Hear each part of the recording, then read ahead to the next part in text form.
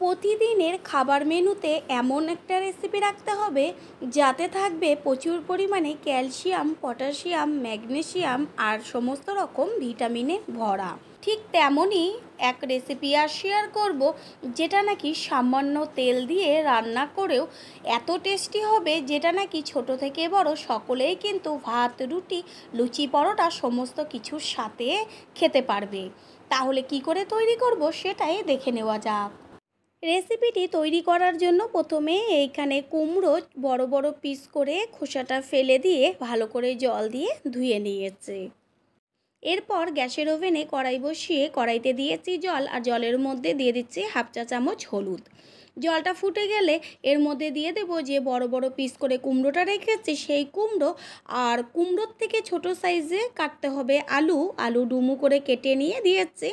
আলু আর কুমড়ো জলের সাথে ভালো করে মিশিয়ে নিয়ে এবার ভাপিয়ে নেব। ঢাকনা দিয়ে ঢেকে দেব। 3 থেকে 4 মিনিট বাদে ফিরে এসে কড়াইয়ের ঢাকনাটা সরিয়ে গ্যাসের ফ্লেম হাই করে দেব। কুমড়ো আর আলু ভাপিয়ে নেওয়া হয়ে গেল। এবার গ্যাস অফ করে দিয়ে জল থেকে কুমড়ো আর আলুগুলোকে ছেঁকে তুলে নেব। পুরনো বন্ধুদের সবসময় আমাদের পাশে এইভাবে ভালোবেসে সাপোর্ট করার জন্য অনেক অনেক ভালোবাসা। ভাপিয়ে নেওয়া জলটা কিন্তু একদমই ফেলে দেব না, এটা রেখে দেবো রান্নার কাজে লাগবে। কড়াই ভালো করে জল দিয়ে ধুয়ে নিয়েছি। তারপর কড়াই গরম করে নিয়ে তাতে দিয়ে দিচ্ছি গ্যাসের ফ্লেম লোতে রেখে কাঁচা বাদাম আর সাদা তিল। ভালো করে বাদাম আর সাদা তিল একসাথে ভেজে নেব। তিল আর বাদাম যেন বেশ একটা লাল লাল চলে আসে, আবার খেয়াল রাখতে হবে পুড়ে না যায়। যখন সুন্দর একটা গন্ধ বেরোবে আর লাল লাল একটা কালার চলে আসবে, ঠিক তখনই কিন্তু গ্যাস অফ করে দিয়ে নামিয়ে নিতে হবে। ভাজা হয়ে গেছে, এবার গ্যাস অফ করে দেব। আর গরম গরম অবস্থাতেই কিন্তু একটি প্লেটে ঢেলে দেব। তারপর ঠান্ডা করে নেব। আর ওই কড়াইতেই দিয়ে দেব পরিমাণ অনুযায়ী সাদা তেল। তেলের পরিমাণ কিন্তু একদম অল্প। আর দিয়ে দিচ্ছি ফোড়ন, শুকনো লঙ্কা আর 5 ফোড়ন। ফোড়নটাকে ভালো করে ভেজে নেব। আর যখন সুন্দর একটা গন্ধ বেরোবে তখন এর মধ্যে দিয়ে দেব আদা পেস্ট। আর ঝালের জন্য দেব চিড়ে নেওয়া কাঁচা লঙ্কা। এইবার আদা ও কাঁচা লঙ্কা ভালো করে তেলে ভেজে নেব। আর তেলের মধ্যে আদা ও কাঁচা লঙ্কা দিলে পরে কিন্তু দারুণ একটা গন্ধ বের হয়। দেব কুচিয়ে নেওয়া টমেটো, আর টমেটোর পরিমাণ কিন্তু এখানে একটু বেশি ব্যবহার করেছি। এবার সমস্ত কিছু একসাথে মিশিয়ে নেব। আর টমেটোটা মজে আসার জন্য দেব লবণ, আর কালারের জন্য হলুদ গুঁড়ো। দেব ছোট চামচের হাফ চা চামচ কাশ্মীরি লঙ্কার গুঁড়ো। তারপরে সব কিছু একসাথে একবার নেড়ে চেড়ে নেব আর টমেটোটা মজে আসা পর্যন্ত অপেক্ষা করব। টমেটো মজে গেছে আর ওপরে তেল ছাড়তে শুরু করেছে। ঠিক এই সময় দেব 1 চা চামচ জিরের গুঁড়ো আর 1 চা চামচ ধনের গুঁড়ো। আর সামান্য জল দেব যেন পুড়ে না যায়। নতুন বন্ধুদের আমাদের চ্যানেল ভিজিট করার জন্য আন্তরিক শুভেচ্ছা।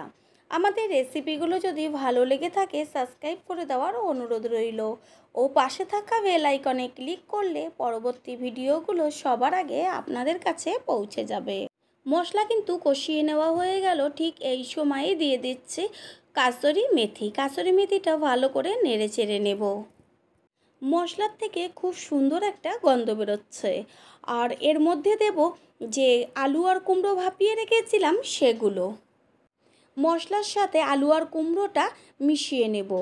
আর 2 থেকে 3 মিনিট এইভাবে কষাবো গ্যাসের ফ্লেম মিডিয়ামে রেখে। রেসিপিটা খেতে সত্যি এত টেস্টি হয়, আমি রিকোয়েস্ট করব ঠিক এইভাবে সামান্য তেল দিয়ে রেসিপিটা তৈরি করুন। বাচ্চা থেকে বড় সকলেই কিন্তু খাবে, এটা আমি গ্যারান্টি সহকারে বলতে পারি। মশলার সাথে আলু আর কুমড়ো রান্না করে নেওয়া হয়ে গেল। এই সময় গ্যাসের ফ্লেম হাই করে দিয়ে দেব যে ভাপিয়ে নেওয়ার সময় জলটা রেখেছিলাম সেই জল। তারপর ভালো করে জলটা মিশিয়ে নেব। আর জল কিন্তু একদম বেশি দেব না, যেহেতু আলু আর কুমড়ো ভাপানোই ছিল আর হতেও কিন্তু বেশি সময় লাগবে না সেই কারণে। এবার একটি ঢাকনা দিয়ে ঢেকে দেব। 4 থেকে 5 মিনিট বাদে এসে কড়াইয়ের ঢাকনাটা সরিয়ে দিয়ে গ্যাসের ফ্লেম হাই করে দেব। আর এবার এর মধ্যে দিয়ে দেব যে বাদাম আর তিলটা আধখানা করে গুঁড়ো করে নিয়েছিলাম সেটা। এটা কিন্তু মিহি পেস্ট একদমই হবে না, আধখানা করে হবে, তাহলেই কিন্তু দারুণ একটা গন্ধ আসবে, টেস্টও হবে অসাধারণ। ভালো করে তিল আর বাদামের গুঁড়োটা মিশিয়ে নেব। রেসিপি কিন্তু আমাদের হয়েই গেছে, কুমড়ো আর আলু সিদ্ধ হয়ে গেছে। এই পর্যায়ে দেব হাফ চা চামচ গরম মশলার গুঁড়ো। এরপরে গ্যাসটা অফ করে দেব আর সমস্ত কিছুর ব্যালেন্সটা ঠিক রাখার জন্য দেব হাফ চা চামচ চিনি। তৈরি হয়ে গেল আজকের রেসিপি। আশা করি রেসিপিটি ভালো লাগবে। এইবার গরম গরম একটি প্লেটে সার্ভ করে দেব। রেসিপিটি যদি ভালো লেগে থাকে তাহলে একটা লাইক, কমেন্ট আর পারলে একটা শেয়ার করে অবশ্যই জানাবেন।